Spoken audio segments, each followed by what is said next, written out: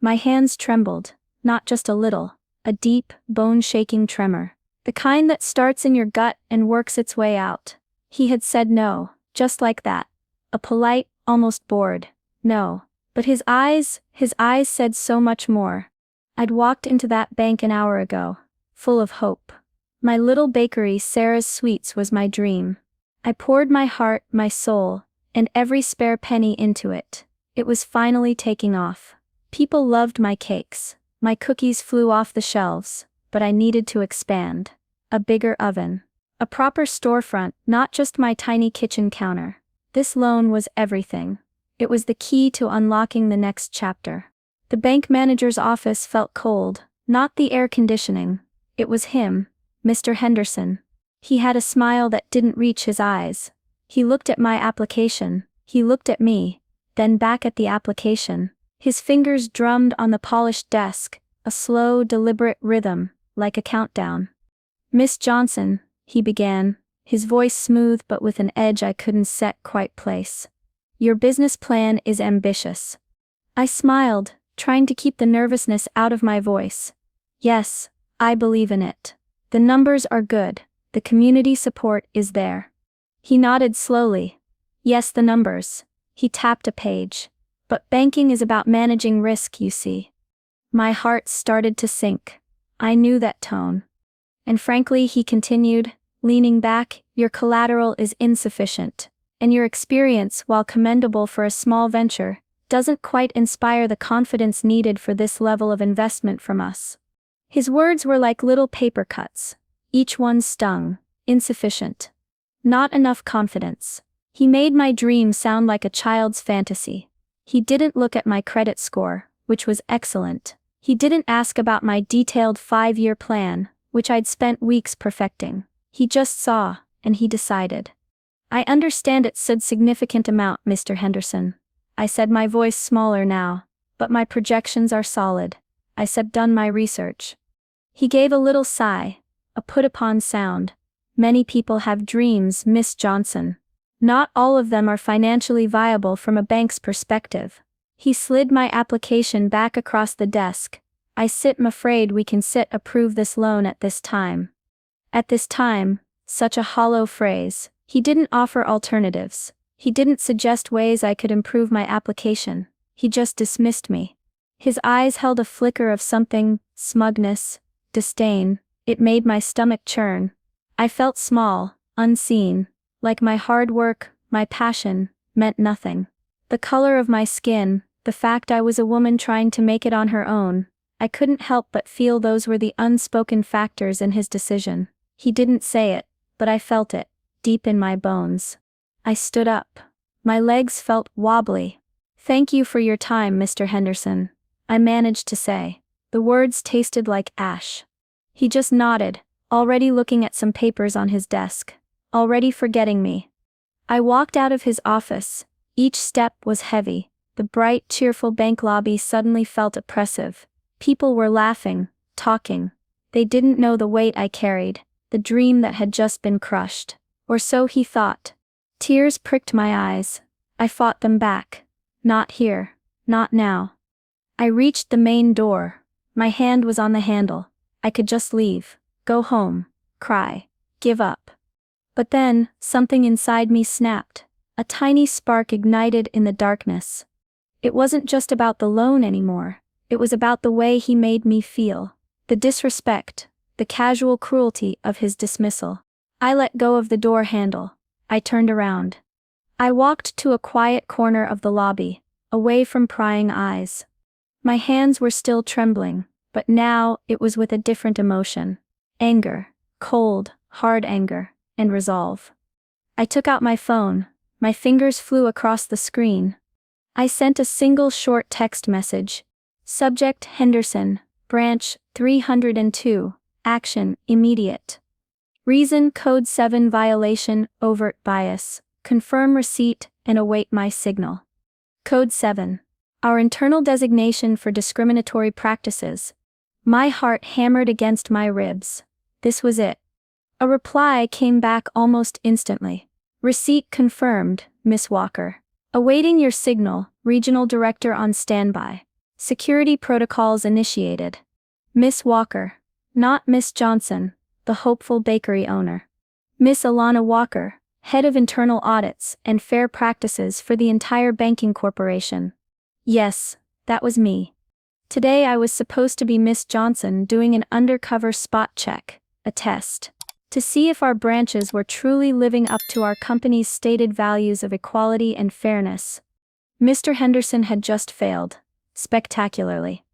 I took a deep breath. The trembling stopped. The hurt was still there, a dull ache, but now it was overshadowed by a steely determination. He thought he had all the power. He thought he could crush dreams with a flick of his pen. He had no idea. I looked at my watch. From the moment I walked out of his office, feeling that sting of rejection, to this very second, exactly 6 minutes had passed.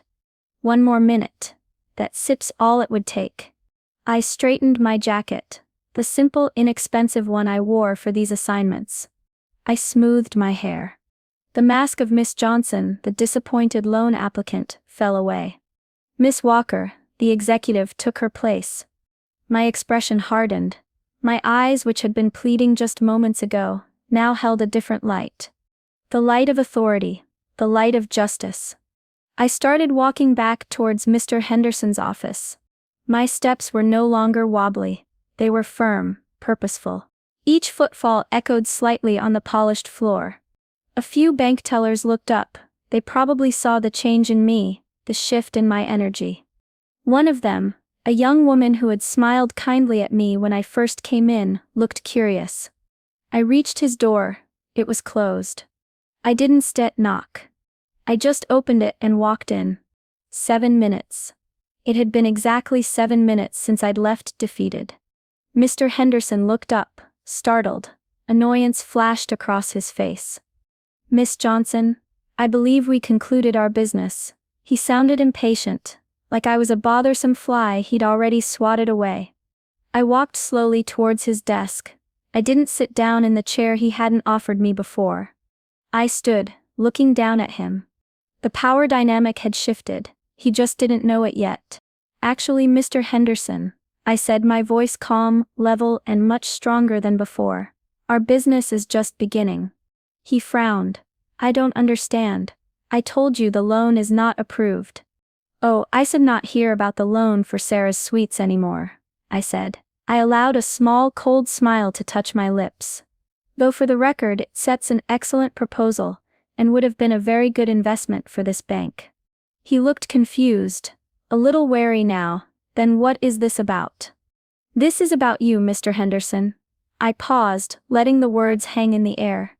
This is about your conduct, your decision-making process, your suitability for this role.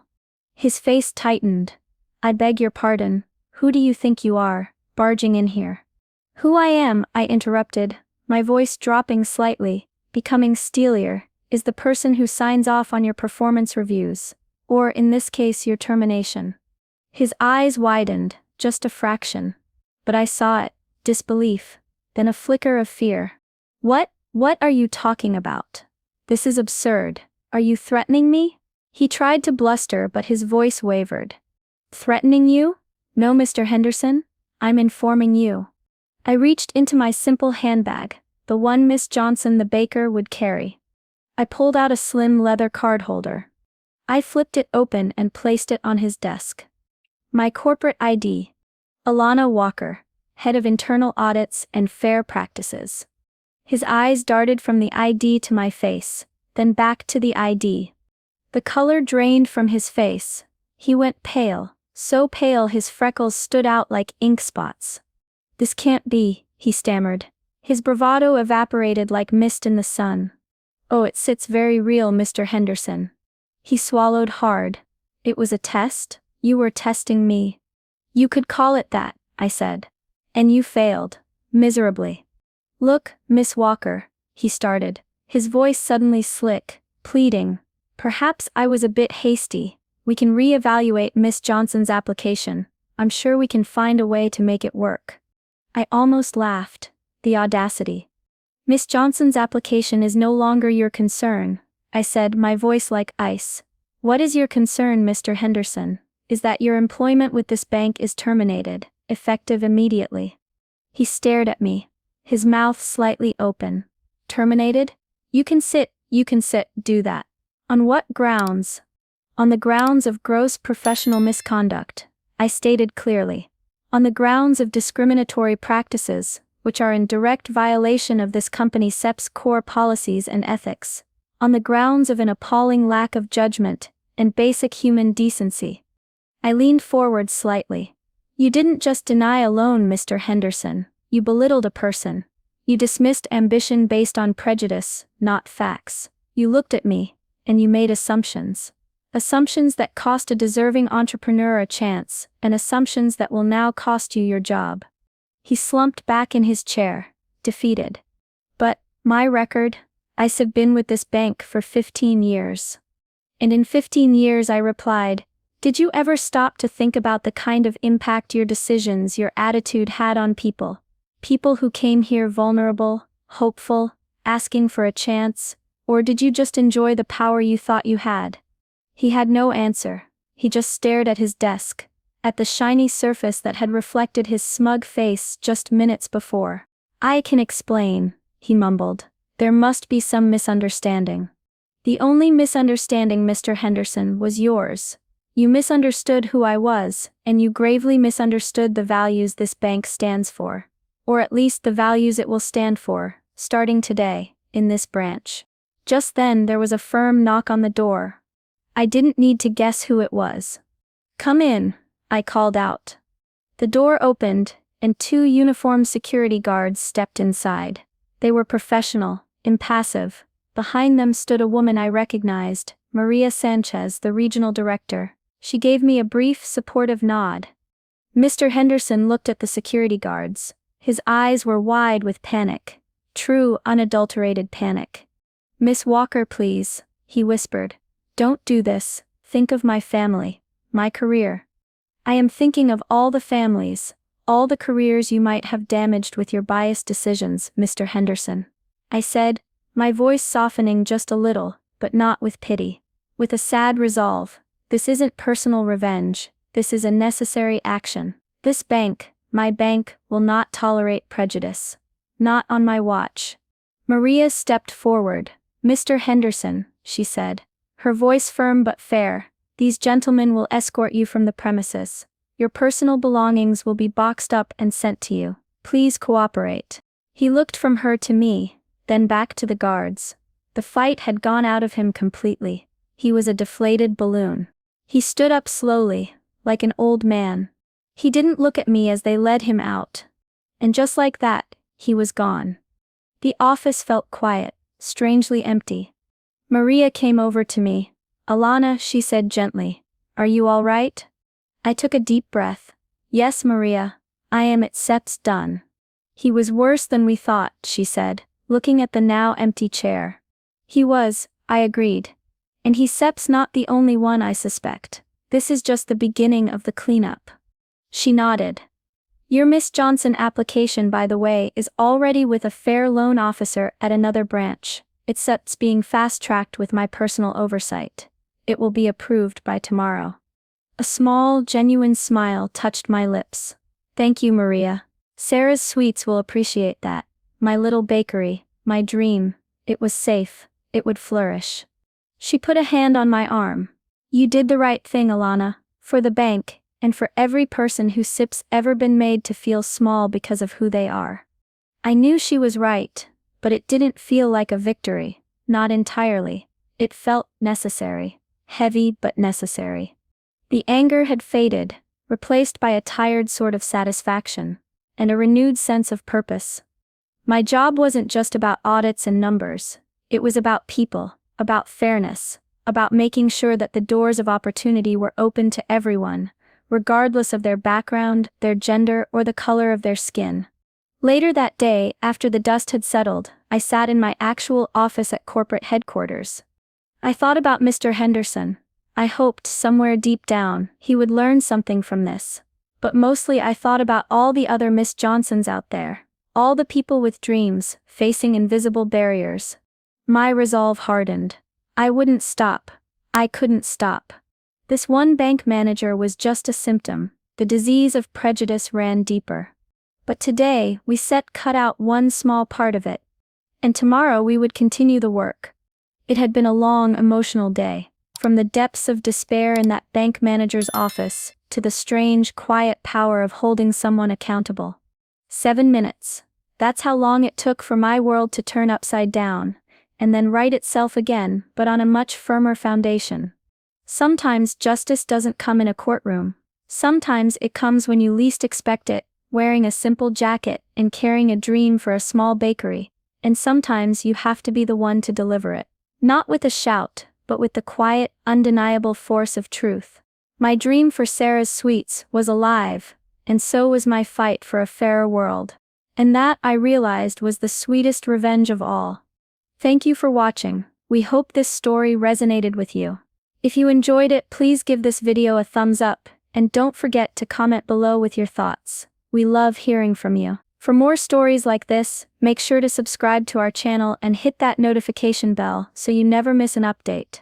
And if you know someone who might appreciate this story, please share it with them. Until next time, take care and stand tall.